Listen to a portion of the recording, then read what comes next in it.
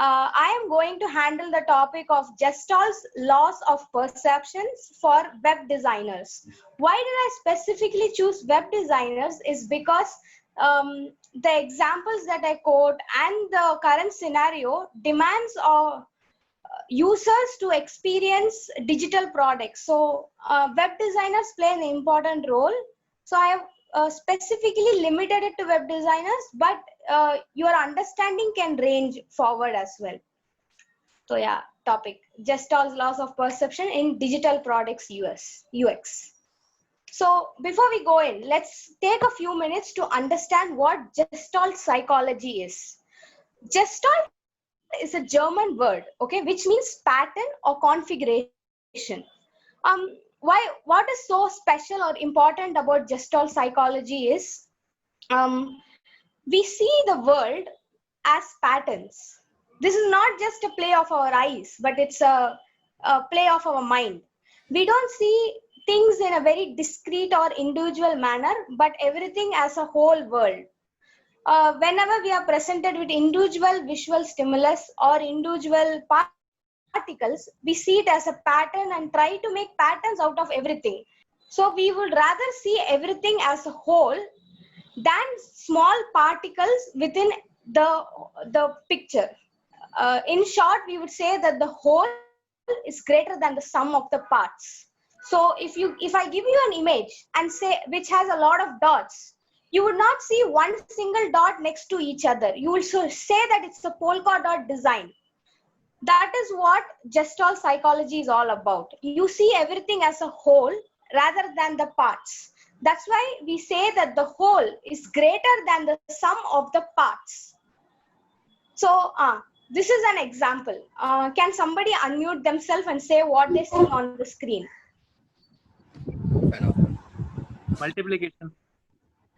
Okay, multiplication symbol or an X. Why do you say that it's a multiplication symbol? Because we are so used to using that in our mathematics. Okay, rather than 4 lines joining at a point, why do we say it as an X or a multiplication symbol? Because we tried to put everything into a pattern and we applied it there. It's not because you're used to or anything. Actually, these are 4 lines converging at a point. So this is Gestalt psychology for you. When we see something, we tend to form patterns with it rather than seeing it as an discrete objects. So you saw this as an X because you associated it into a pattern. So why should web designers know it? As the world progresses, we are moving into a more digital world where people don't just use their laptops and mobiles for going into the web and searching for information, but for anything and everything. We buy our clothes from the internet.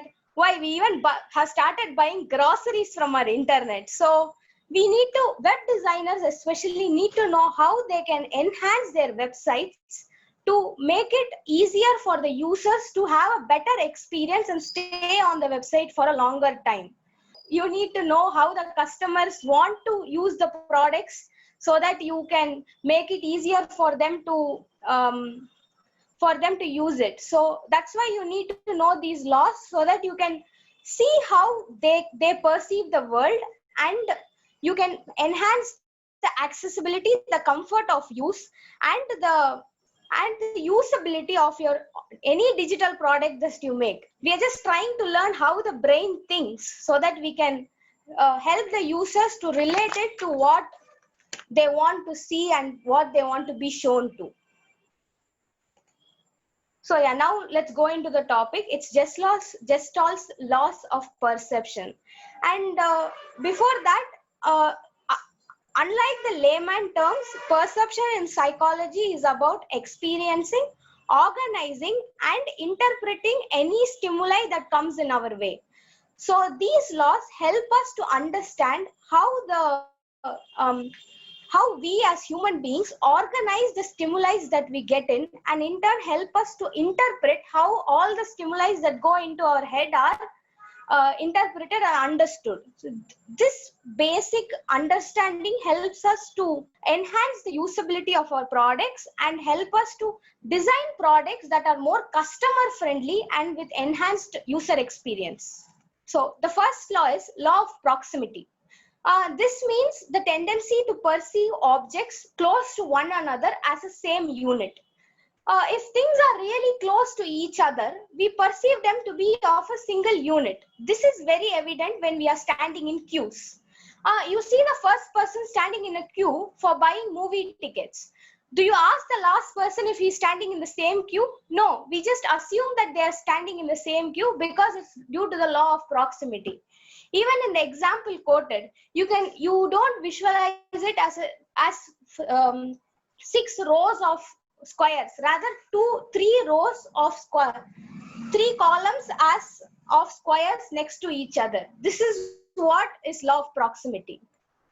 So where is it used in web designing? I have quoted this example by Google, where they have used law of proximity to separate one search result from another. You can clearly see that www.compunet.in, Compunet Connections home, and the few lines of description is separated from the LinkedIn's result, so that you are assuming that the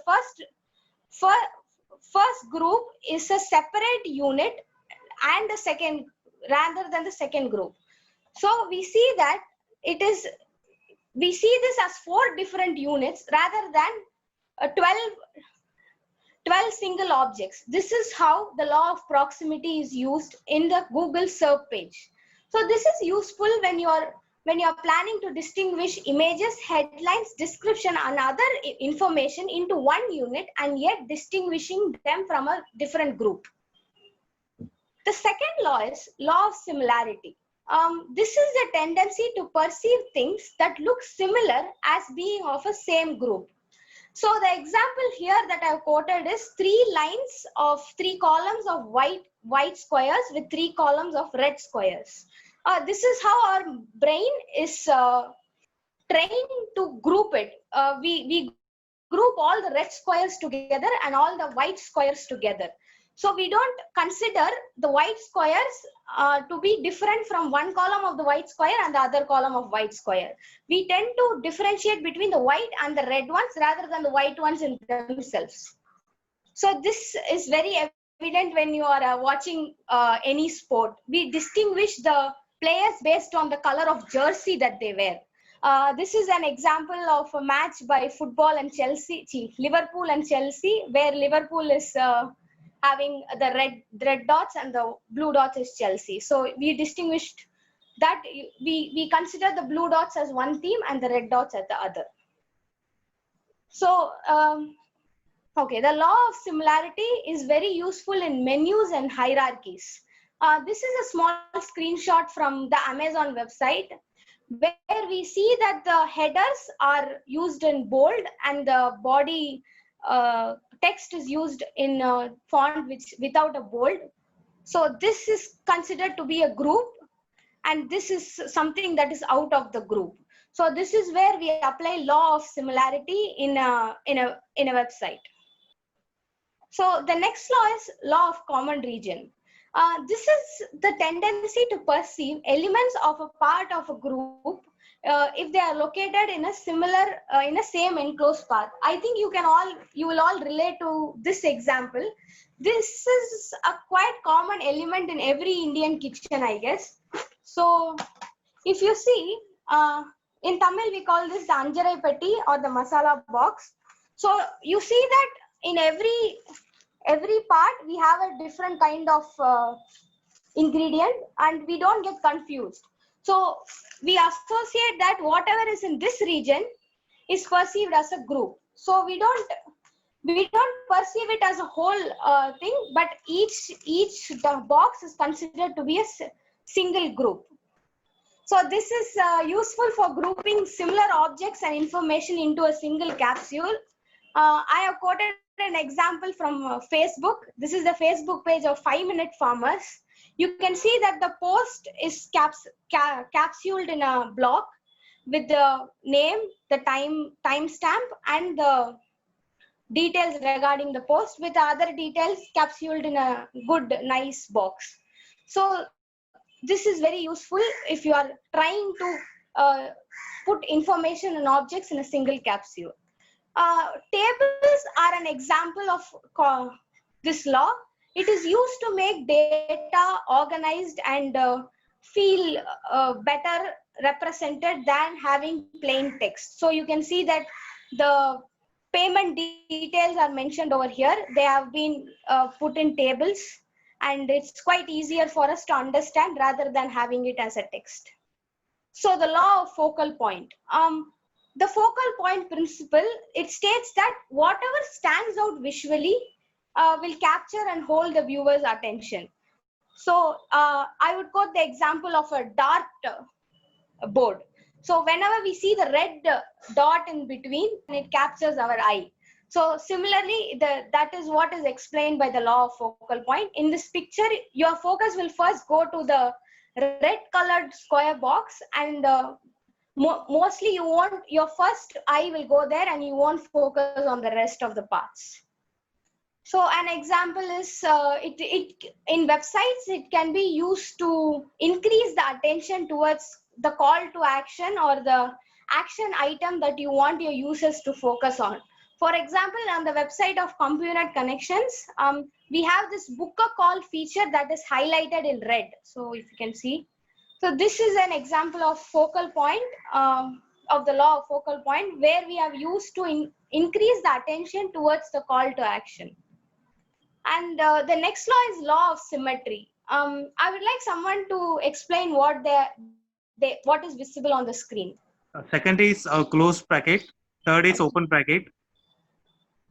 So here the law of proximity would also have been applied, but our mind is programmed to close a figure. So we applied the law of symmetry and found out that it's a closed bracket and an open bracket. We tried to close the figure. So this is basically the play of the mind, which itself is symmetric in nature, divided by the left and the right hemisphere. So the law of symmetry overrules the law of proximity. Whatever is symmetric is balanced, and it shows a sense of stability to the users. So all that we create, be it a toolbar, be it a video conferencing pane, should be symmetric so that your users will have a sense of stability and a balance, which is what our mind aims to do at the end of the day. So as a law of symmetry, this is a famous example for law of symmetry. So Google is arranged like an hourglass, if you can see, except for the search bar. So it is quite symmetric. It is very useful to decrease tension on your website and makes the users feel comfortable to use the website. But asymmetry also has its own advantages. Although asymmetry causes tension, we use asymmetry when we want the users to focus on something. We break the symmetry and make the users look at something by using asymmetry. So this is the last law that I have taken up. There are more laws, but due to time constraints, I have limited it to 6. And this is all the laws that I have told, and all the laws that are not mentioned here are based on the law of past experience. Whatever we see, whatever we perceive is incomplete if we don't have the memory or the experience that is needed to see. For example, we can identify anything that is in English or our native language. But if it is in a foreign language, we take some time. So for every law to be true, you have to make sure that your audience, the users, know all the things that you are showing them. So for example, this traffic light is used by Mac to show the window controls, that is close, minimize, and maximize. So These controls are useless if the person doesn't know the traffic signal itself. So we have to do a right user research to apply any law, and hence the law of experience, past experience, comes in front to any UX that we do. So in short, I would like to sum everything up with a short visual that is here.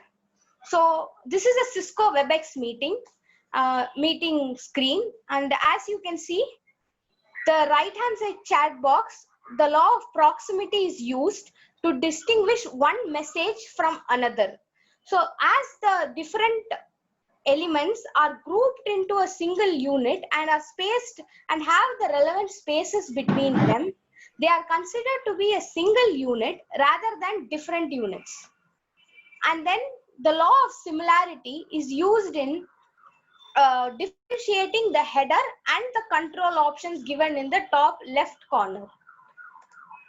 So the law of common region, as you can see, is used when we are showing the icons or the images of the users in the meeting. So you can see that the box here shows a common region for each user with the relevant name and the microphone and video status of the users. The law of focus point is given to the close button, which we all do when we are escaping from the meeting, from a boring meeting. And as you can see, the bottom region is where all our activity is focused towards. Be it muting, unmuting, chat, record, or even seeing our fellow participants. That's where most of our focus remains in any meeting. So there is symmetry in that region where there is an 8-button panel and it is rightly arranged in the center of the screen, proving balance at that point. And there is past experience. You can see that the icons for microphone and video, microphone and the video switching on and off are not quite a part of the computer itself. But this microphone is not present in the computer, but seeing this image shows us indicates that the microphone is on or off. Similarly, is the case of floppy disk as the save button. Even though we don't have floppy disks at this time, we tend to relate the floppy disks to the action of save, because that's what was the saving device at the time of computers were there invented at first. And to quote a recent example is the trash bin to the recycle bin. Our users can relate to a trash bin being a place where the garbage is present, and they can see that the recycle bin is where all the garbage that they have deleted is stored in. So similarly is the video button. This is not, the video recorder tape is not quite used in the present, but they have given it over there just for the users to access their past experience and memories and to relate it to that. Thank you. Thank you, Atulya. Can we ask questions if there is any? The floor is now open for questions. I have a question. In the law of focal point, you said that we look for a specific object to focus on. So what if I want to focus on someone who looks similar to other people in the crowd? Is that possible? So, okay, so it's not what you are trying to focus. It's what your mind focuses itself on. I hope I make that clear. Yeah, thank you. When you're trying to do it by yourself, you're consciously making your mind to focus, and that does not come under this law. This is what your mind unconsciously does. Hi, Atulya. I have a question. Sure. This side. See, we are all trained by brand recognition and brand recall. For example, when you see a big red M, every kid will say McDonald's. McDonald's. Right? Now, the way you're saying is, don't go by brand recall. I missed that part. When you showed the X, right? It's nothing but brand recall. You said, look at it as 4 lines. For me, and again, you were trying to form a pattern. That's what I'm trying. Gestalt psychology is all about. Even brand recall is you try to form a pattern by using your past experience. Correct. That is what the users will also see, correct? Yes. So what is your recommendation? Are you saying have that in mind when designing web pages? Yes. Basically, in any UX book that you see, these laws will be given in one form or the other, because this is how we perceive the world. Unconsciously, we are doing this, and all the web designers can consciously use this to help their users to perceive the way that they want to perceive. Awesome. Thank you. Welcome. So how does Compunet website rate? Yeah, we Venki and I discussed a lot about this, and we have added some elements of Gestalt psychology and Gestalt law in our Compunet website. So if you can all go there and search for all these and send us a feedback as to how many of them have we included, we would be happy. Thank you. Thank you all for the time. Thank you so much.